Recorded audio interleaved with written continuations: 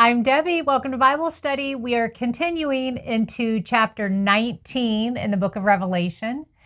And today it's going to be so exciting reading about the wedding supper with the Lamb and praises of hallelujah. And hallelujah means praise the Lord.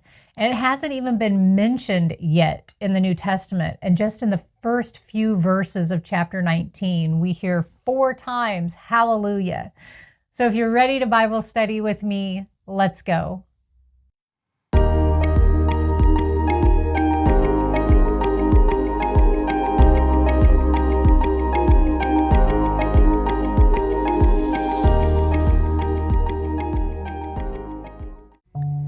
Dear Heavenly Father, we come to you with thanksgiving, and we ask that you give us knowledge, understanding, and wisdom as we study your word together today.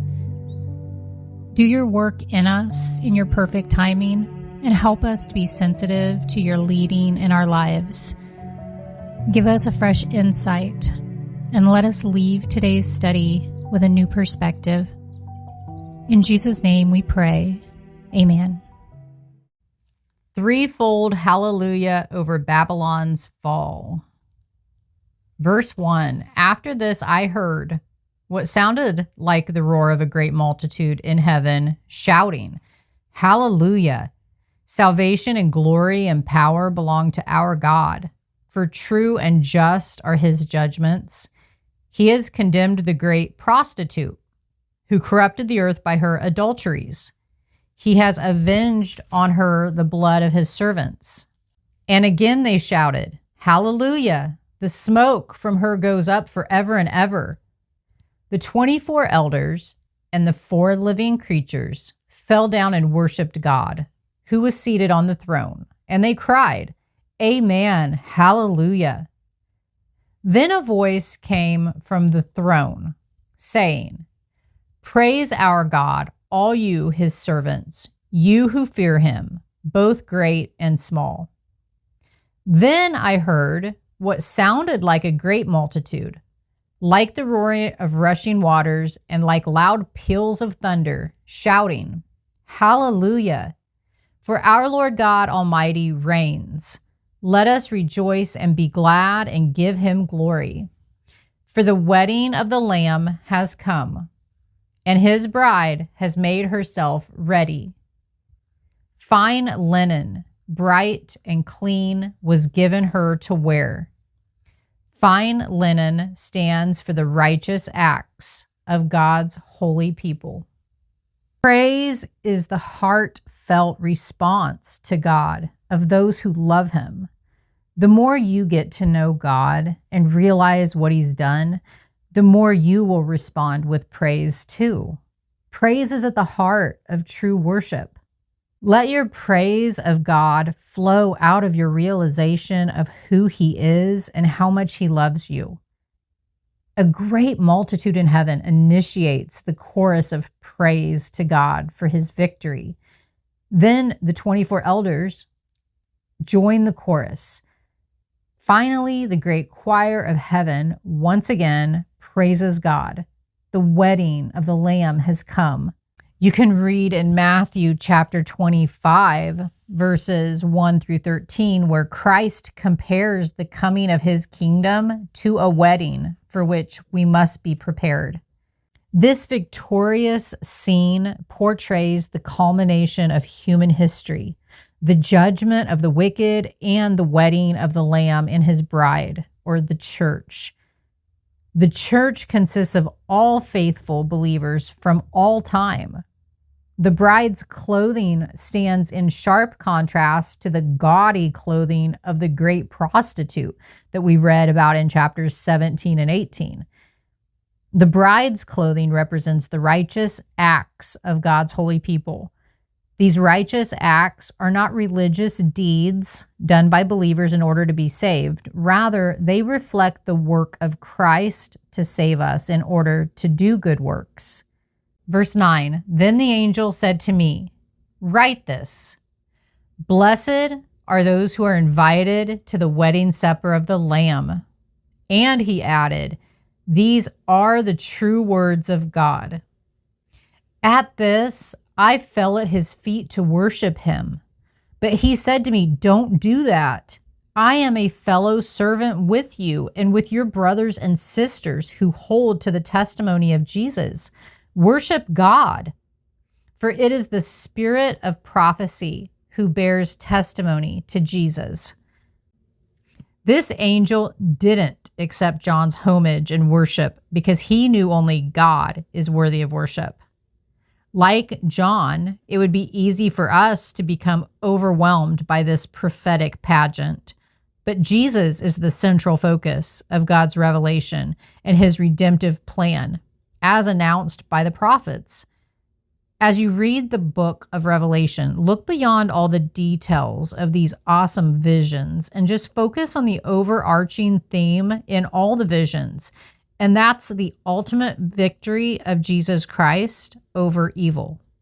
The heavenly warrior defeats the beast.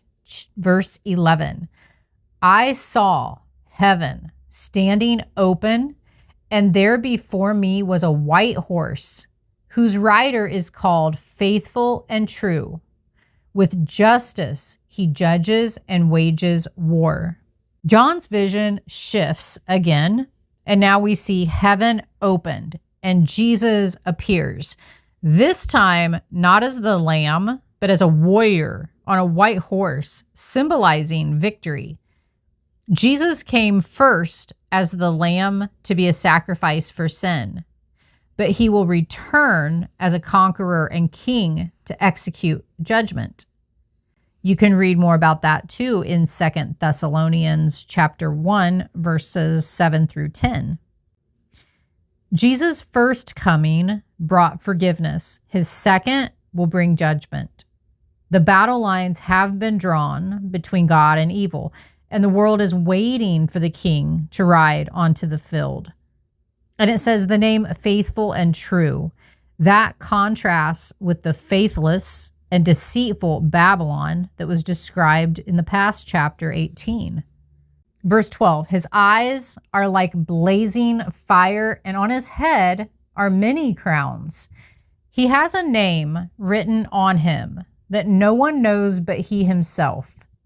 He is dressed in a robe dipped in blood, and his name is the Word of God. So here in verse 11, Jesus is called Faithful and True, and then Word of God in verse 13. And then when we get to verse 16, he's called King of Kings and Lord of Lords. But no name can do him justice.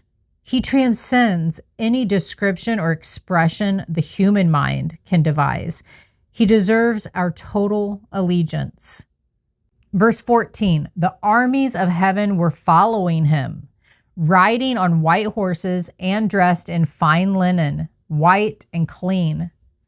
Coming out of his mouth is a sharp sword with which to strike down the nations.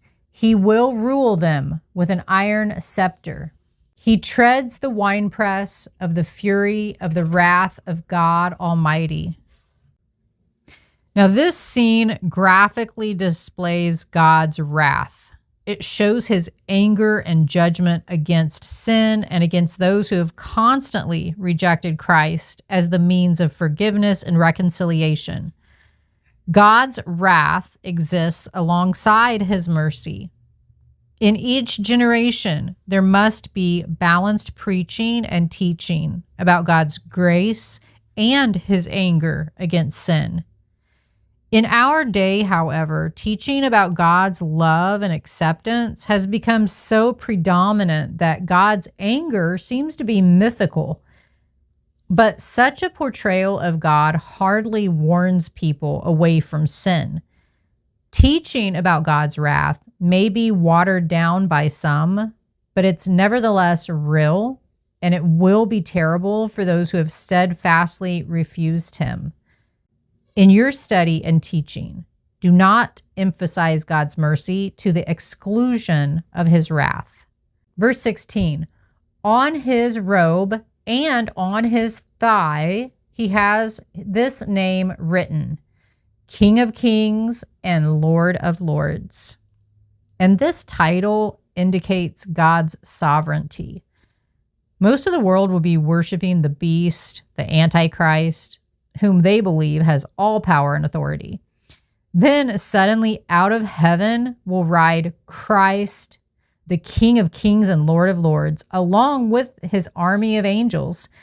His entrance will signal the end of the false powers.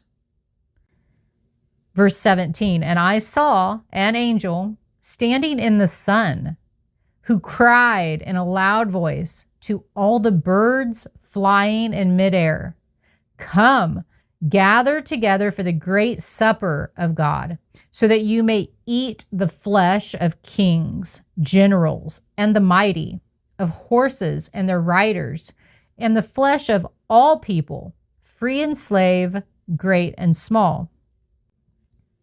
This great supper of God contrasts grotesquely with the wedding supper of the Lamb with the faithful that we just read about in verse 9.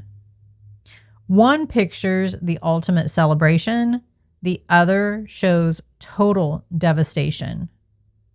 You can also kind of read about this in the prophecy from Ezekiel, in Ezekiel chapter 39, verses 17 through 20.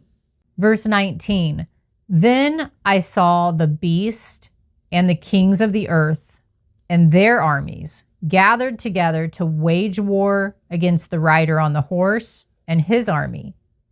But the beast was captured, and with it the false prophet who had performed the signs on its behalf. With these signs he had deluded those who had received the mark of the beast and worshipped its image. The two of them were thrown alive into the fiery lake of burning sulfur. The rest were killed with the sword coming out of the mouth of the rider on the horse, and all the birds gorged themselves on their flesh. So the battle lines have been drawn, the opponents are poised, and the greatest confrontation in the history of the world is about to begin. The beast, the Antichrist, and the false prophet have gathered the governments and armies of the earth under the Antichrist's rule. The enemy armies believe they have come of their own volition, but in reality, God has summoned them to battle in order to defeat them. That they would even presume to fight against God shows how their pride and rebellion have distorted their thinking. There really is no fight. However, because the victory was already won when Jesus died on the cross for sin and rose from the dead, the evil leaders are immediately captured and sent to their punishment, and the forces of evil are annihilated. Now, the fiery lake of burning sulfur that is mentioned is the final destination of the wicked alliance and all unbelievers. This lake is different from the abyss or bottomless pit referred to in chapter 9, verse 1. The Antichrist and the false prophet are thrown into the fiery lake. Then their leader, Satan himself, will be thrown into that lake with them when we get to chapter 20, verse 10. And finally, death and Hades as well when we get to chapter 20, verse 14. And then afterward, everyone whose name is not recorded in the book of life will be thrown into this fiery lake, it says in chapter 20, verse 15. If you've decided to stay for some bonus content where we dive deeper into Revelation chapter 19, let's begin.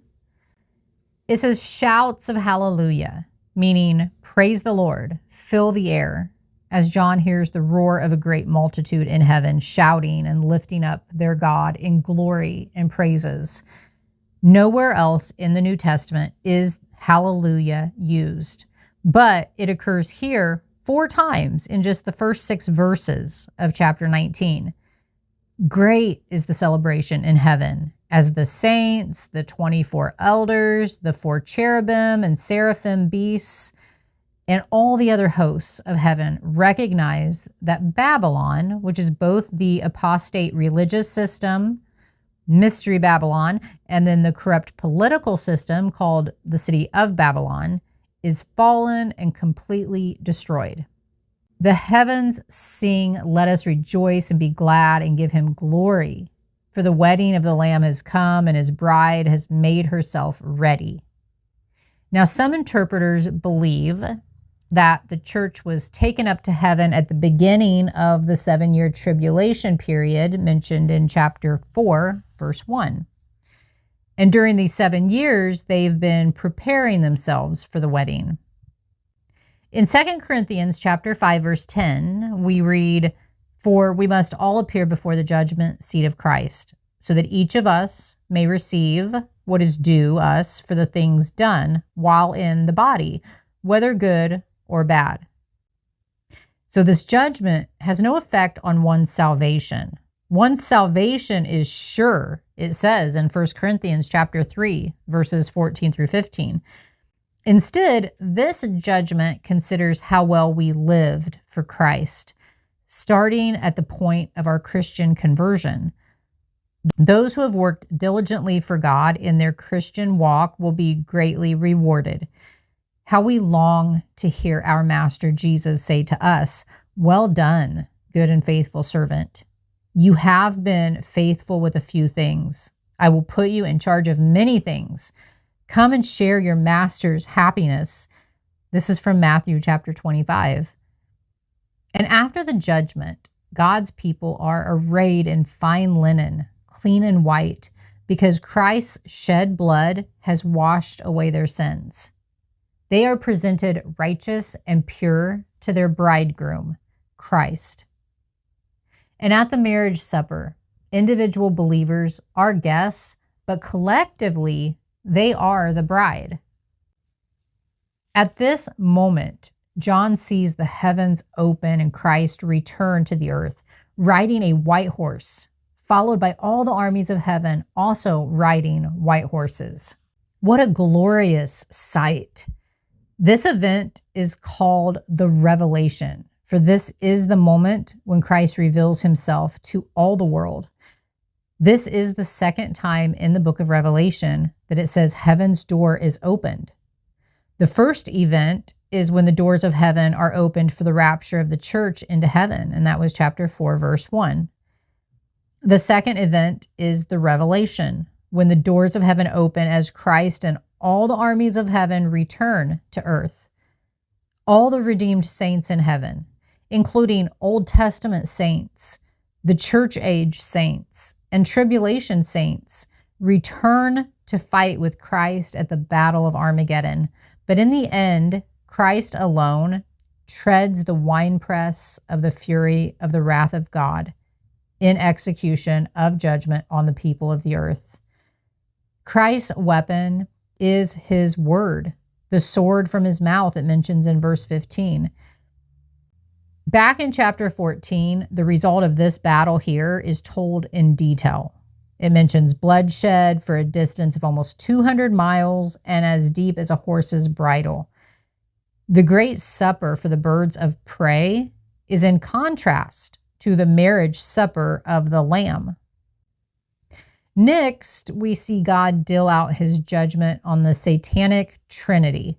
First, the Antichrist, or the leopard beast, and the false prophet, or the lamb beast, are destroyed. And then later, as I had mentioned in chapter 20, the dragon, or Satan himself, goes to his final doom. And after the fall of Babylon, which was the working alliance of the beast and the false prophet, the beast and the false prophet continued for a while, each in his own field. Now their turn has come. The two of them are thrown alive into the fiery lake of burning sulfur, where they will suffer eternally. If you enjoyed today's Bible study, please hit the like button, maybe subscribe to my channel. Click on the next video. We're going to continue into chapter 20, and we're going to read about the 1,000-year reign, or the millennium that you've heard about. And this is actually the only chapter in the Bible where this 1,000 years is mentioned.